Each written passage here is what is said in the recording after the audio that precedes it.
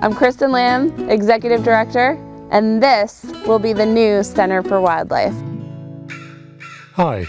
Before we take you inside and around the new property, we'd like you to know where we're coming from. Our founders started the center because they saw there was no space to bring injured and orphaned wild animals to be cared for. We began in a trailer in 1986, treating about 100 patients.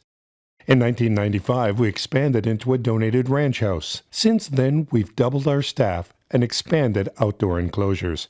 Our volunteer program has grown tenfold. Today, we serve a 100-mile radius of Cape Nettic, Maine, treating 2,500 injured and orphaned wild animals of 190 species, and present to over 15,000 community members. We field 15,000 calls annually and can admit up to 35 patients a day during peak season. Yet the one thing that remains the same since 1995 is our indoor space. To say that this poses a challenge to our daily activities is an understatement, but our Investing in Wildlife campaign and new facility and campus will change all of that. Let's take a peek inside at some of our daily challenges. It's not pretty. This small space serves as a visitor check-in, staff and volunteer entrance, deliveries, and animal intake, and it also happens to be smack in the middle of our busy wildlife hospital. A person checking in for a self-guided tour can be asked to move several times in the span of a minute. That's Henry, our porcupine ambassador, and Kristen's son Levi. Though the house has served us well, in a facility that treats 190 different species, all carrying different bacteria, parasites, and disease, cracked linoleum is difficult to clean, and with emergent diseases downright unsafe for both patients and staff. The baby mammal room has no natural windows or natural light. The wet room is actually a bathtub inside the only human restroom, which also serves as a janitor's closet.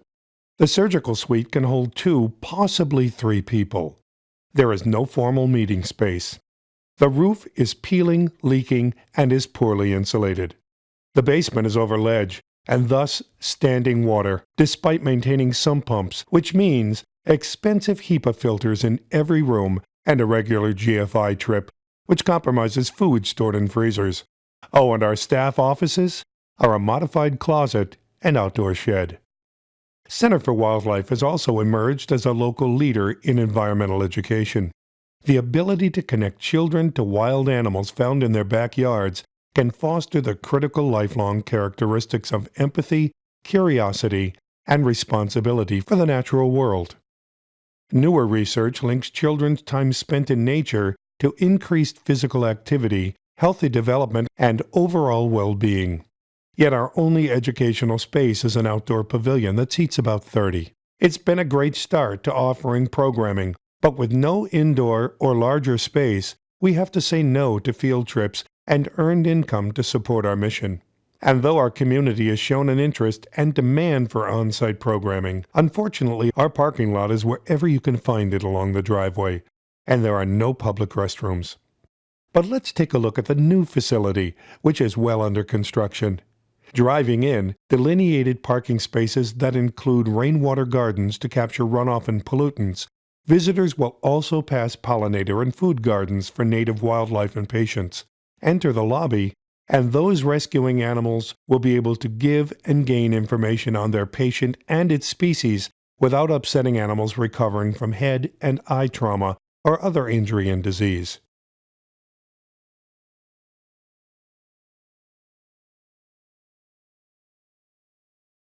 The animals will go straight into triage, which is a quiet space where they can slow their breathing and become stable enough for their full examination and prognosis.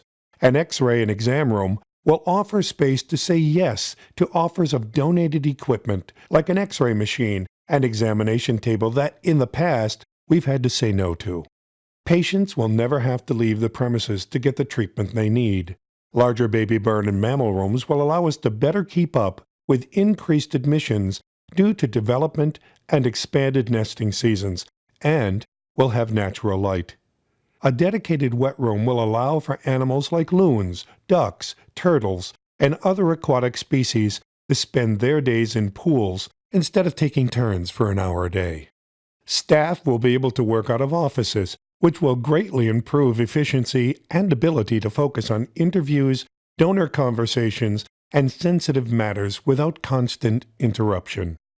If you turn right in the lobby, you'll pass the visitor admissions desk and gift shop and enter the Nature Discovery Center.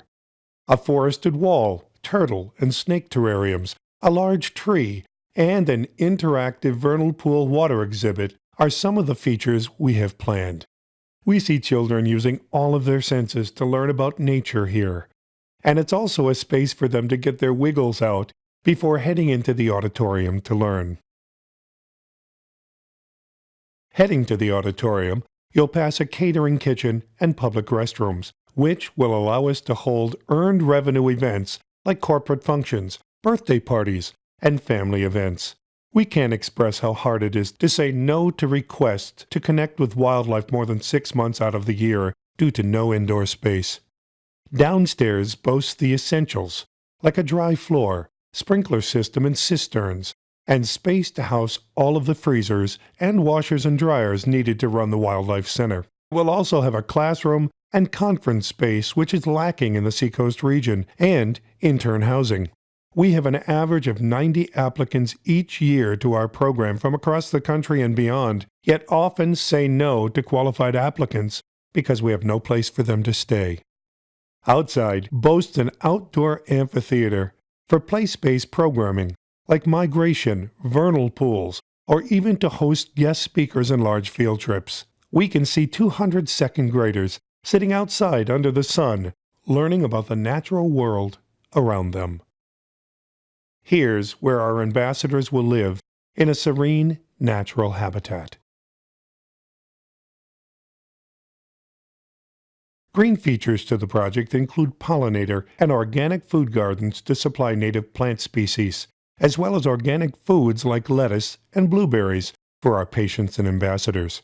Our driveway will have speed bumps that can be removed and signage for turtle crossing during breeding season. And the rainwater collection system reduces runoff and erosion. Trails from our property extend to the 16,000-acre Mount Agamenticus to the Sea Conservation Region. Finally, solar panels will power our entire facility, and we're looking into becoming a Tesla charging station. So that's where we are, and with your help, we will complete our campus and continue our mission on schedule. We have a responsibility to care for animals, birds, and reptiles which share this patch of earth with us. We need your help. Call the number on the screen and talk with Kristen Lamb. Come and visit the center and see firsthand the extraordinary work our staff and volunteers do.